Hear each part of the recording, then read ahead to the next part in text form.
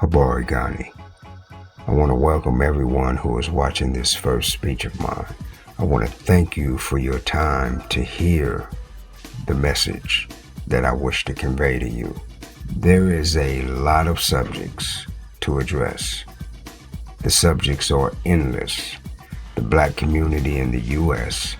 and abroad have so many problems that plague us. The biggest problem is that we do not have structure. We are not united at all.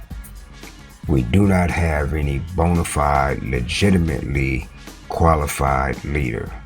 There are many people who consider themselves leaders of the Black community, but they are self-appointed and highly unqualified.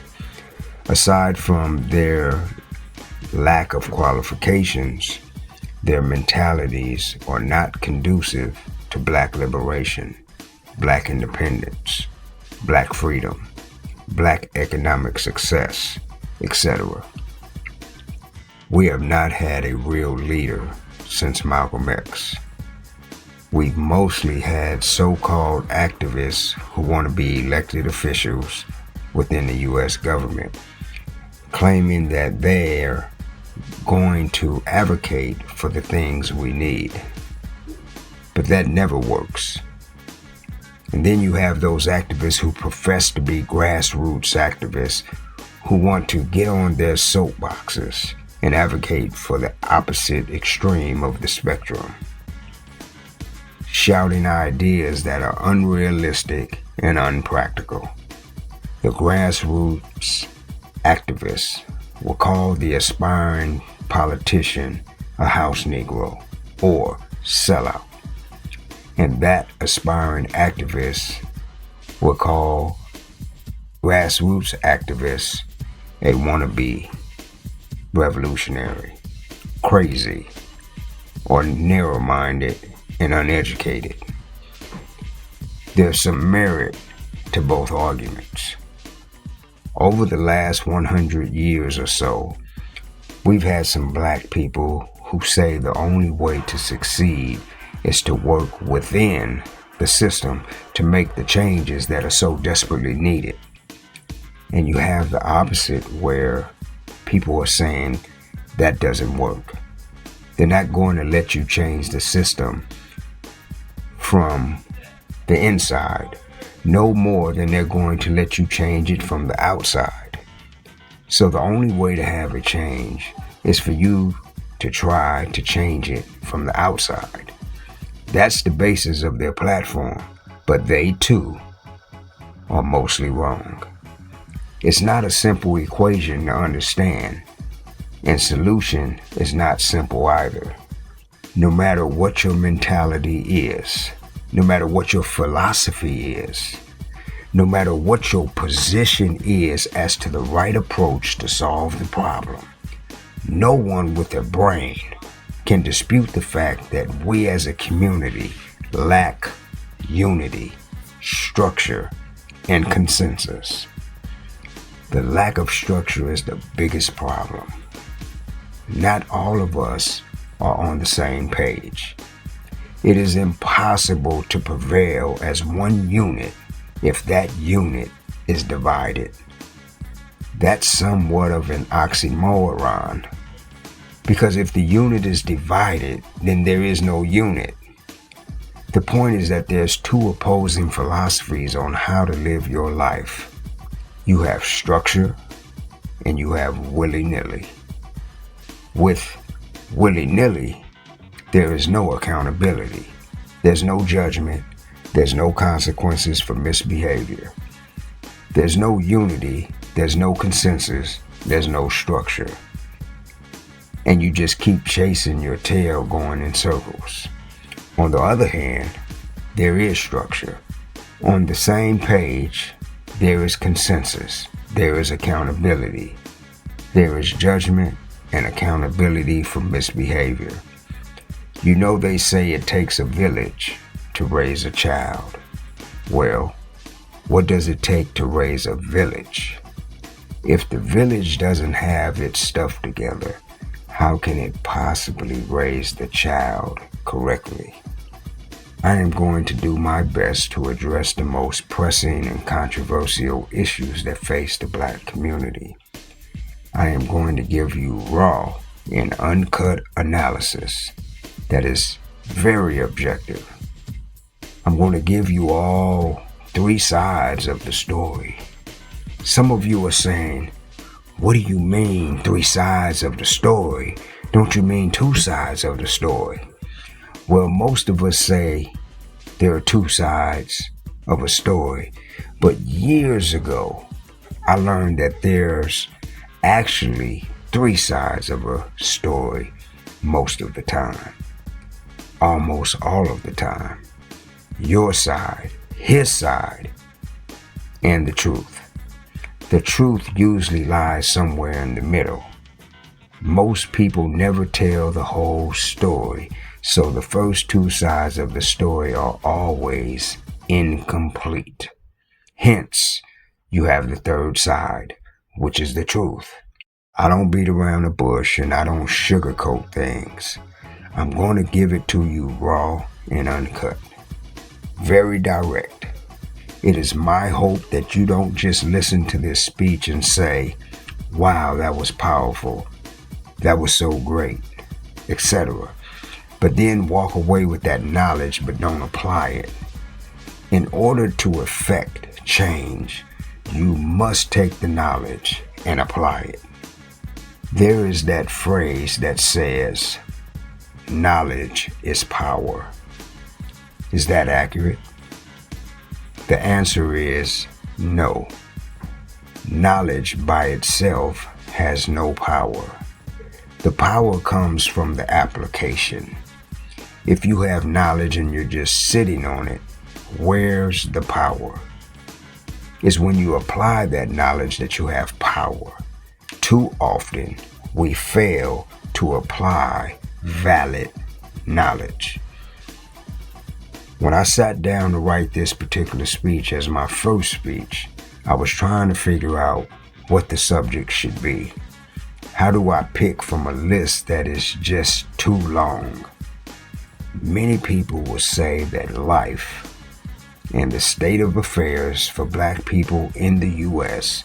is better than it was decades ago. But that's not true. Certainly, you can point to certain things that have improved. You can point to some things that were terrible 50 years ago, but no longer exist today. You can cherry pick a few things, but overall, not much is better. Think of it like this. This country was created intellectually by white people. But the physical labor to build this country was done by Black people, by force, and without pay. So that means we were here first with the white people. Of course, many of you will say, well, the Native American people were here first. That's true, but this is a contextual statement because we're talking about the beginning of this country being formed as a country. The Native Americans played no role in that process. There was only white people and the Black people. But many decades later, immigration started to become prolific. And now you have so many different ethnicities in the U.S. So when we look at the totem pole of wealth, who's at the top? White people. Who's at the bottom? You would think one of the other ethnicities who immigrated here in the last 40 or 50 years would be last, but they're not. Black people are last. Black people at the bottom of the totem pole. How is it that we were here first with the white people and we used our labor to build this country, but we are at the bottom of the totem pole? Other ethnicities have not been here very long, and collectively, as a unit, they are doing better than Black people. That has never changed. So when any black person says that the state of affairs of our community is better off today than it was 50 years ago, I say that person is a moron. Now certainly, part of the problem is the lack of growth economically, but it is self-imposed, meaning we shoot ourselves in the foot all the time. There are many people on social media who have good intentions and the best interests of black people in mind when they get on their soapboxes and they rant and rave and vent all of their complaints. The problem is that these people usually leave out a lot of critical factors to every equation that they present to the audience. Because you're outspoken doesn't mean that you're very analytical. Because you're outspoken doesn't mean that you have it right. Because you have gift of gab doesn't mean you're right. We have many black folks who are elected officials in the U.S. Congress who have gift of gab, but usually what comes out of their mouths is not right. Either factually it is wrong or philosophically it is wrong. If you are a house Negro, your philosophy is always going to be wrong because it does not and will not ever benefit the community as a whole. You're too busy trying to ingratiate yourself with the white people. Now, I don't want anyone to take that to mean that I'm against interracial socialization, because I'm not. I'm saying that you have house Negroes who are elected officials who talk about trying to make life for black people better, but at the same time they champion a lot of the messaging to black people that come from the white people who don't want our community to elevate economically.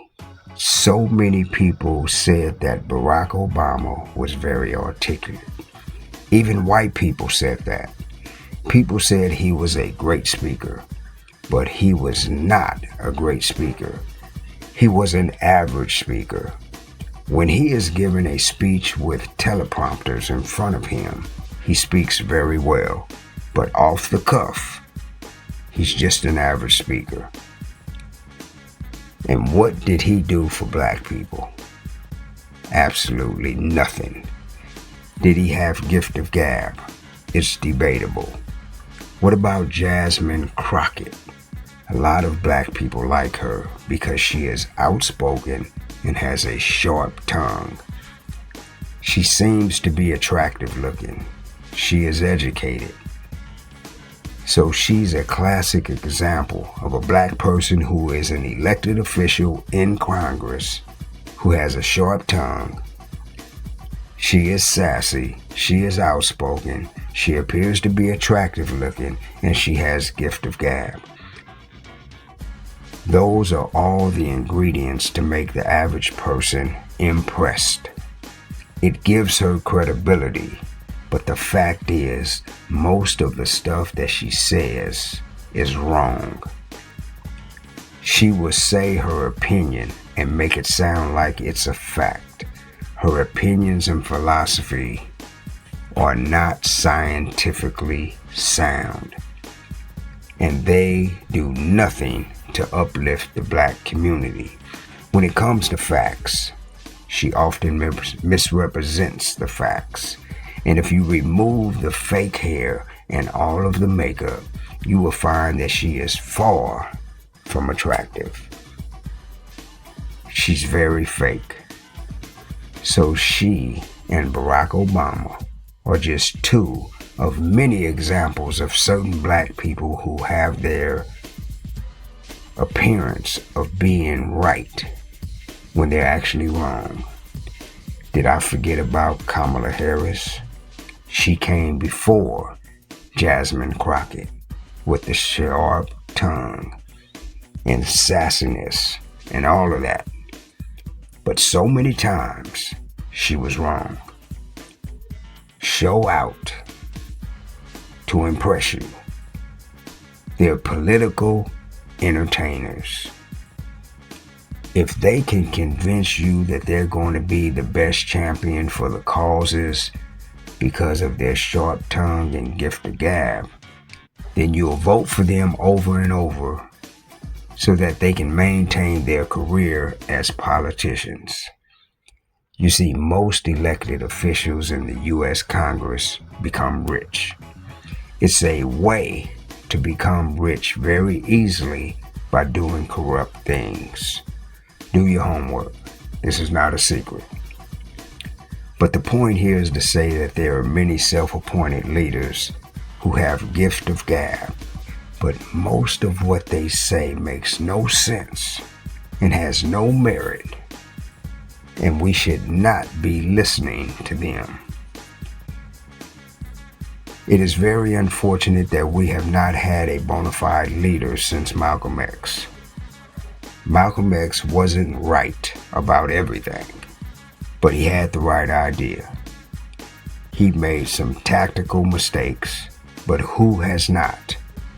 He definitely had integrity, which is more than you can say about all of the black elected politicians in the U.S. Congress. As we all know, there's a lot of subjects to cover. This speech is really just an introduction from me to you. This is my way of welcoming you to the platform. I intend to be the voice that we so desperately need. I'm going to give you all sides of the story, of every issue that I address. My intention is not simply to criticize and be a fault finder. My intention is to point out deficiencies, but also to provide solutions, viable solutions. This is the biggest takeaway from this. I'm going to provide solutions. I'm going to tell you how we can progress from elimination. But it's up to each one of us individually to take the information that I provide and apply it on a daily basis. We must be on the same page in order to succeed as one unit. Many of us simply don't have the information because our parents didn't have it and their parents did not have it. So there has been a generational cycle of ignorance that has plagued our community. So I'm going to try to fill the void.